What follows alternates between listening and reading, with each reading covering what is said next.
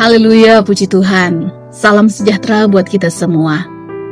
Bersama saya, Pastor Mei Meftaratuela dalam program Inspirasi dan Motivasi Infinity Ministry bersama Juba Elia Ministry. Dengan tema, menjangkau yang belum terjangkau. Kalau bicara tentang menjangkau yang belum terjangkau, itu berarti bahwa kita harus memberitakan Injil atau memberitakan kabar keselamatan kepada semua orang. Sebab ketika seseorang mendengar berita Injil atau berita kabar keselamatan, maka dalam kehidupan seseorang tersebut pasti akan muncul yang namanya iman atau kepercayaan kepada Tuhan. Dalam Roma 10 ayat yang ke-17 dikatakan bahwa jadi iman timbul dari pendengaran oleh firman Kristus. Oleh karena itu, mari kita sebagai gereja Tuhan, sebagai orang yang percaya kepada Tuhan, mari kita beritakan firman kepada mereka yang belum terjangkau. Supaya apa? Supaya iman mereka timbul dan bertumbuh.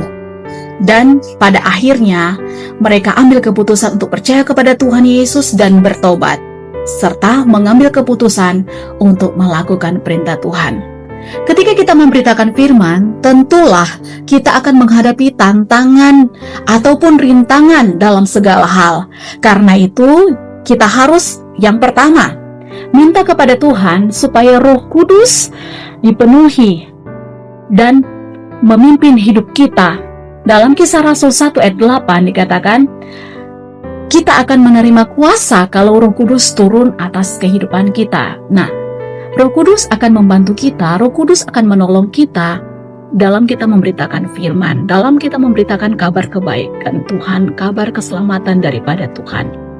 Roh Kudus akan menolong hidup kita. Untuk itu minta Roh Kudus supaya memenuhi hidup kita dan memimpin hidup kita. Yang kedua, kita harus berdoa.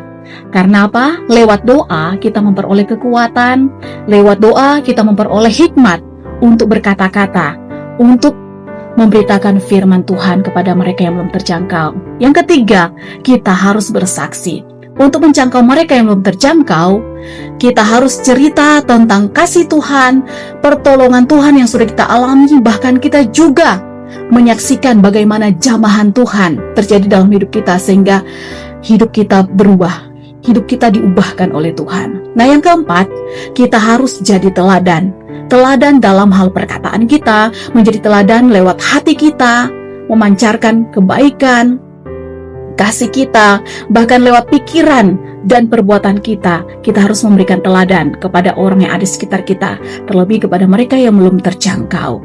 Firman Tuhan bukan hanya diberitakan, tetapi kita harus melakukannya terlebih dahulu. Supaya apa? Kita menjadi teladan, kita menjadi berkat bagi mereka yang ada di sekitar kita, bagi mereka yang belum terjangkau.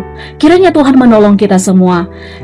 Kita menjadi duta kerajaan Allah untuk menjangkau mereka yang belum terjangkau. Tuhan Yesus memberkati. Amin.